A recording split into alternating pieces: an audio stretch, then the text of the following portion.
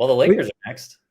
Speaking of which, the Lakers are up. Notable moves. Russell Westbrook picked up his $47.1 million player option. Stanley Johnson picked up his player option. Kendrick Nunn picked up his player option. Wenyen Gabriel's contract was guaranteed, I believe. LeBron James signed a 2-year, $97.1 million extension. Player option on year 2, which is 2024, 2025. Of note, that money goes up if the cap goes up. Signed Lonnie Walker IV to a 1-year deal at the mini MLE. Signed Troy Brown Jr. to a vet minimum deal. Signed Damian Jones to a 2-year, $4.9 million deal with a player option on year 2. Signed Juan Toscano-Anderson, a favorite of HardwoodKnocks, to a 1-year vet minimum. Signed Thomas Bryant to a 1-year vet minimum. Drafted Max Christie at number 35 and signed him to a 2-year, $2.7 million deal. Signed Cole Swider to a 2-way contract. Signed Scottie Pippen Jr. to a 2-way contract. And gave Exhibit 10s to Javante McCoy, Jay Huff, and Fabian White Jr. Their notable exits include Malik Monk signing with the Kings. Kent Bazemore also signed with the Kings. Dwight Howard, Melo, DJ Augustine, Trevor Ariza, Wayne Ellington, and Avery Bradley remained unsigned. I'm just laughing at how many guys were actually playing for the Lakers last year who just remain unsigned right now. Maybe that's not actually funny. But Grant, what move did you give the Lakers? And I would like you to maybe answer this question first before you give the grade. Did you price in at all that Russell Westbrook at this moment is still on the team? I mean, yeah, that's a factor. So I think I had this as a C- in July, and I've since gone down to a D+, not for any particular reason, but just looking at what the team projects to be. I'm just decreasingly enthused, I guess would be the right way to say that. Yeah, Westbrook still being there is not a great look. I just, but again, like how much, this is ultimately, we should be penalizing them for having him on the roster in the first place. That's been belabored forever. It's just, he's hard to trade and he should be hard to trade. So, it's a factor and it's not helpful, but it's not like the end all be all. The main thing is like, I don't think this team is better. I think probably looking at it now, it's worse. Even if you're just going the downgrade from Monk to Lonnie Walker, and like you could defend the Lonnie Walker move, like he's young enough that he's had flashes of he's shot it great from 3 in one season, and he was good after the trade deadline last year too. So something is there, and I guess if you're gonna take flyers on guys because that's sort of all you can afford to do. Decent option. So, it's still a D+, like I didn't fail him, but like, there's just no shooting on this team. There's just not nearly enough supporting talent. And like, the really bad thing is when you listed those guys that are unsigned, some of them started to like, man, I think, well, geez, Ariza and Ellington, like, I think I might want those guys on the roster. And here's the thing, nobody else does. Like they're unsigned. So the fact that looking at the like discarded Lakers from last year makes me think like those guys could actually help. That tells me that the roster going in is not great. Now we love Toscano-Anderson, totally agree there.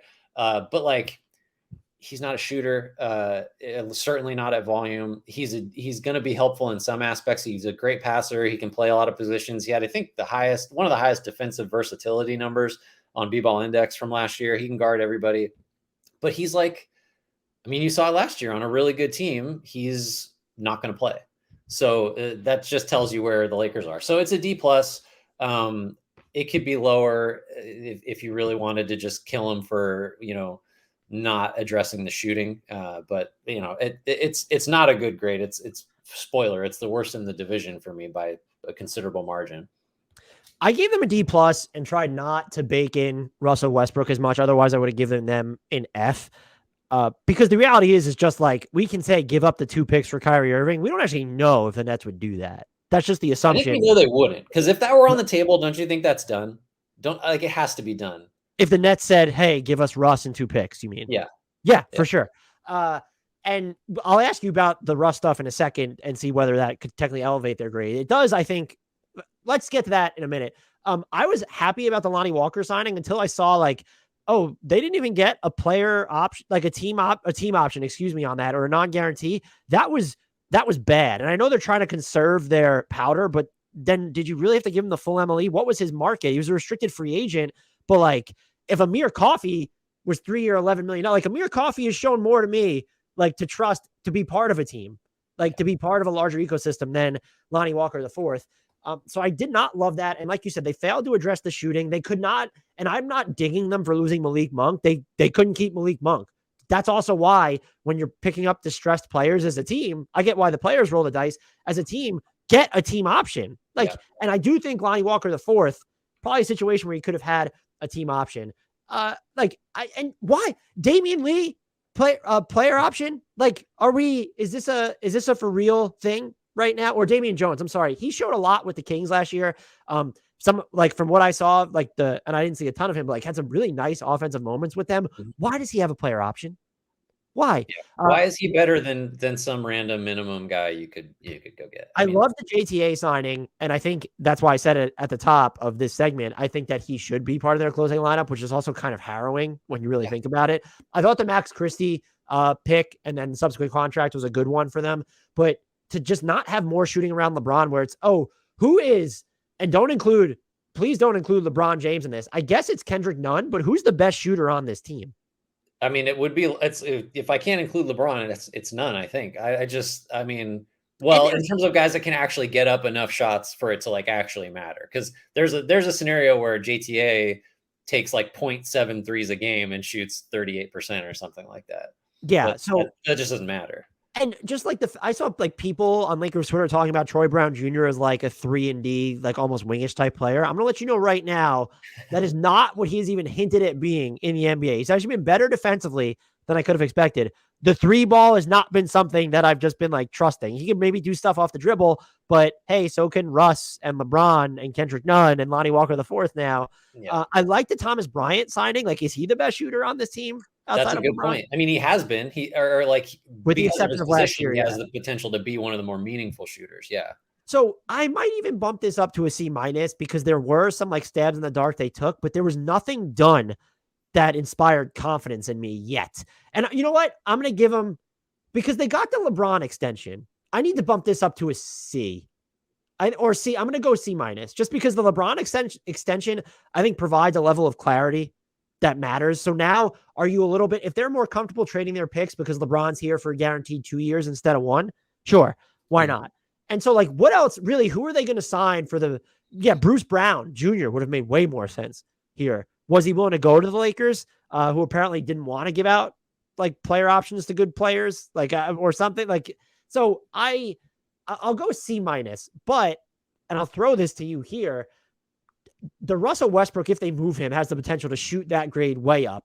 We would be in agreement. And would you do, so the Kyrie one is, if it's Russ, the 2 firsts for Kyrie, are you doing it? I'd like to throw other scenarios at you to see if you would do it. So I think this is so hard because like, I'm so out on Kyrie Irving as a player I want on my team, but this is like the circumstance where it would check out logically to me. So yeah, if they go Russ in the 27 and 29, right? Those are the first, and they get Kyrie and I don't know what that goes to. I'm probably going to like the B range just because who cares? Like this, if all you have is your 27 and your 29, you're kind of already compromised in terms of like your pick equity. So like, and you're way down the road. You just extended LeBron. Like, I think getting Irving in there, so then Kyrie Irving's your best shooter, right? Like there's part of it. That's okay. Yeah. Yeah. That's fine. That's addressed. So if they did that, great. But like some of the other packages, I don't know. It's hard to say how I'd feel. It'd be a case by case thing, but just like the Russ thing's not going to work. So if they don't do it, what are things we said immediately after the Russell Westbrook trade happened? Immediately. And like real loudly. It was very comfortable out on that limb. Like I did not have any doubt that that was going to flip on me. And Lakers fans have started to push back, at least towards this podcast, by saying, well, the Lakers were the championship favorite after that trade. That has no bearing on reality. That's just based off of the action that was geared toward the Lakers championship odds. It's because of how many people make that exact argument that the odds were what they were. It's like they're just trying to draw enough bets on either side of the line. Yeah, no, that's ridiculous. So if say they do the Kyrie trade or something else, like how high are you going? Probably B+, maybe an A-, because the LeBron extension, like right now, what I thought was interesting, Nate Duncan pointed this out. LeBron signed it like basically the day after it ensured he could not be traded next season. like because of the 6-month rule. And so like you could argue, well, now you have no flexibility because you can't trade LeBron when you don't have Kyrie, but all of a sudden that's not unpalatable. And you were never trading LeBron to begin with. Like, what is that? Like, even getting into that discussion is just harrowing. So I'd probably give B+, A- range, because like I'm still not inspired. Like, I guess I could go A- because I like Damian Jones, where if you're going to tell me that you don't want to prioritize cap space next year because you have Kyrie Irving, I don't care that Damian Jones has that player option. So I might go as high as A-.